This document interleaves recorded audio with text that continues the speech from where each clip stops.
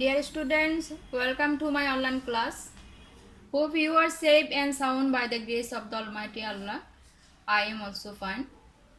I am your teacher Munora Begum, lecturer, Department of English, Konnafuli as Chodhuri College, Konnafuli, Chattogram.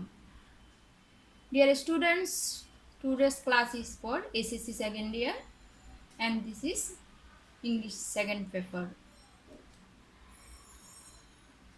Our today's topic is pages narration or speech.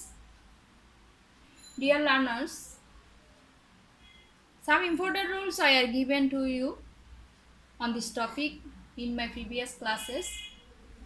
Today I am going to practice model question. So let's begin the class. প্রিয় শিক্ষার্থীরা, faces নারেশনের rules নিয়ে আমরা এর আগে ক্লাসগুলোতে এবং exercise নিয়ে আলোচনা করেছি। আজকে আমি দুইটা মডেল কোয়েশ্চন নিয়ে ডিসকাস করব, আশা করি তোমরা ফলো করবে। Question number 1.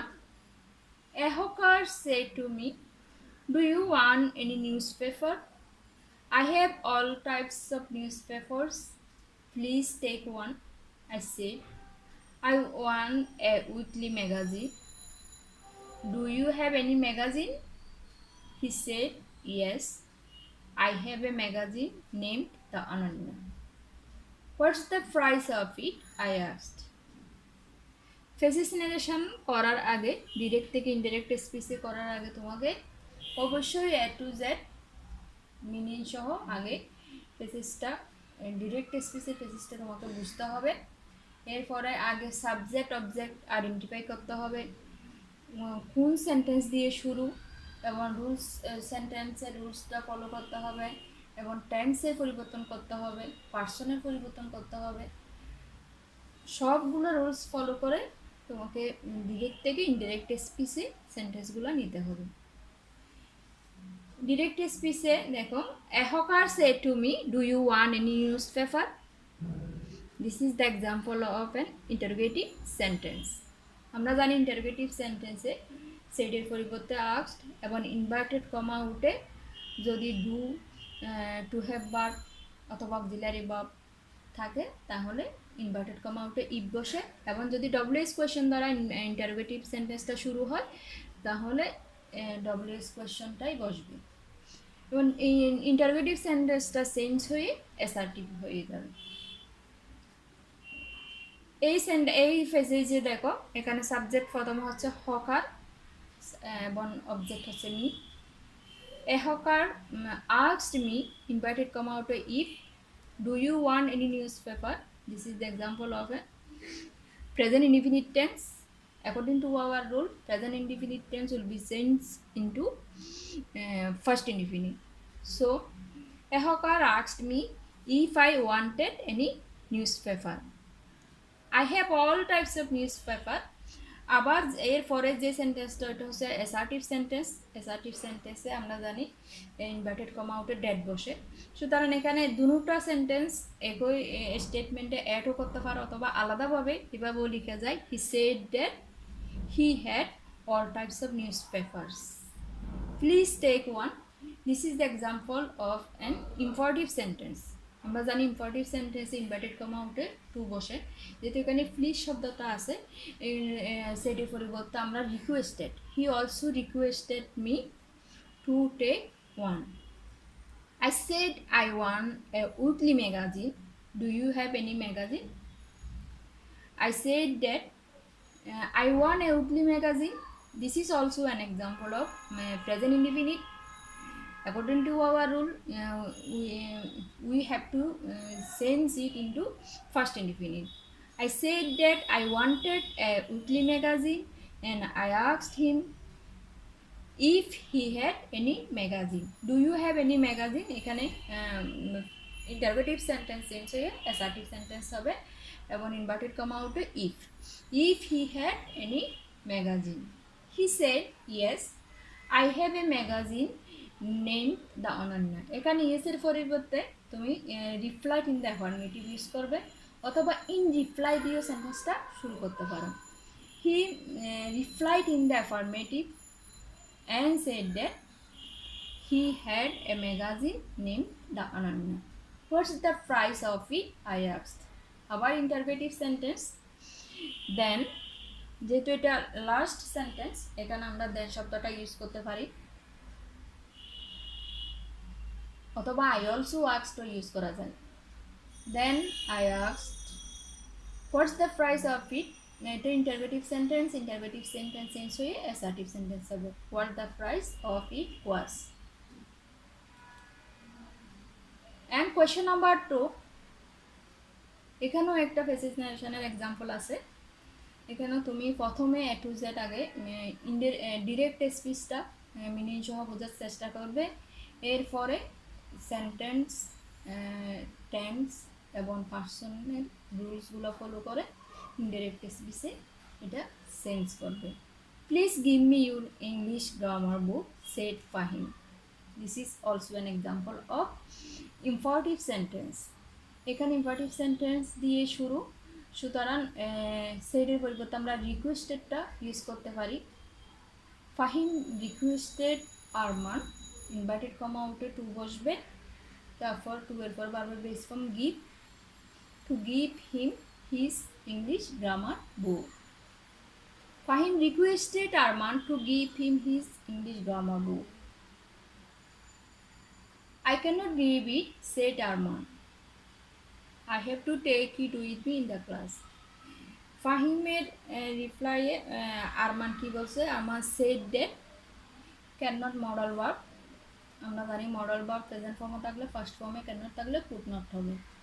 He could not give it because he had to take, have to এর পরিবর্তে had to take it with him in the class.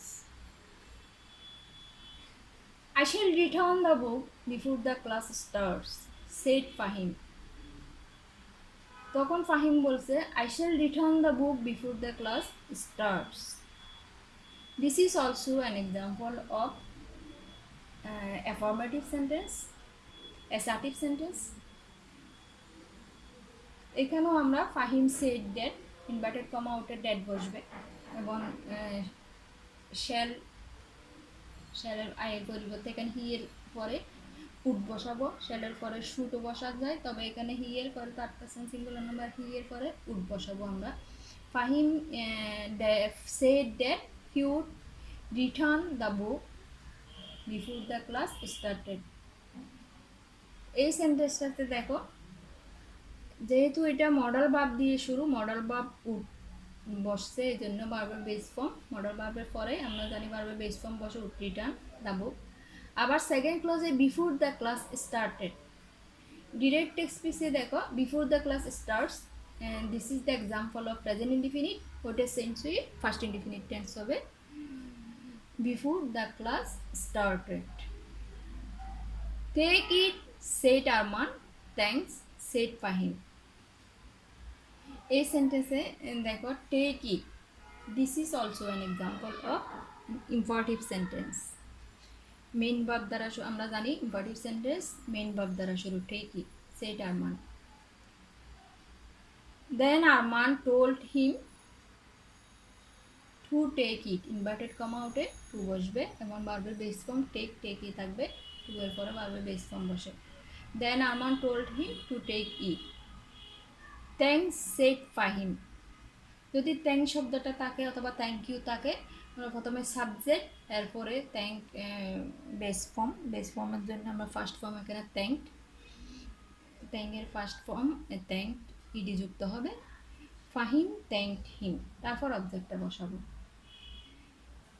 প্রিয় শিক্ষার্থীরা, ফেসিস নারেশনটা তোমাকে বুঝতে হলে আমি আগেই বলেছি, আগে তোমাকে বেসিক রুলটা জানতে হবে। গ্রামাটিক্যাল সেন্স অর্থাৎ টেন্সের কীভাবে পরিবর্তন করবে এবং সেন্টেন্স এবং পার্সন, এখানে তিনটে বিষয় অনেক বেশি ইম্পর্টেন্ট। একটা হচ্ছে সেন্স অফ পার্সন, আর একটা হচ্ছে সেন্স অফ টেন্স এবং সেন্স অফ সেন্টেন্সেস।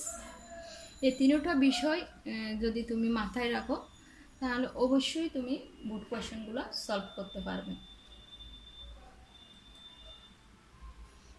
হোমওয়ার্ক, এখানে তোমাদের কম্পোজিশন পার্ট থেকে আমি 3টা প্যারাগ্রাফ দিয়েছি। তোমাদের শর্ট সিলেবাস অনুযায়ী 2টা প্যারাগ্রাফ থাকবে উইদিন 200 ওয়ার্ডস, এবং এটার জন্য মার্কস হচ্ছে 15 নম্বর করে।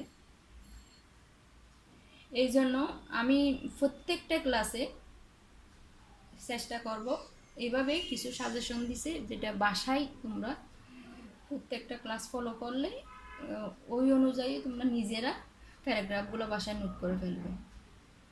Write a paragraph within 200 words showing the causes and effects of deforestation, বৃক্ষ নিধনের কারণ এবং এটার প্রভাব সম্পর্কে একটা paragraph. Dowry system is a কর্স for our society, write a paragraph on it within 200 ওয়ার্ডস। যৌতুক প্রথা নিয়ে একটা আমাদের সমাজের জন্য অভিশাপ, এবং এটার উপরে একটা paragraph. And question number 3, write a paragraph mentioning the positive and negative effects of Facebook within 200 words. ফেসবুকের পজিটিভ এবং নেগেটিভ দিকগুলো বর্ণনা করে তোমাকে একটা প্যারাগ্রাফ লিখতে হবে। Dear students, I hope you will try to solve these questions at home. Read more and more. If you face any problem to solve these questions, you can share with me. No more today. Thank you all. Stay home, stay safe.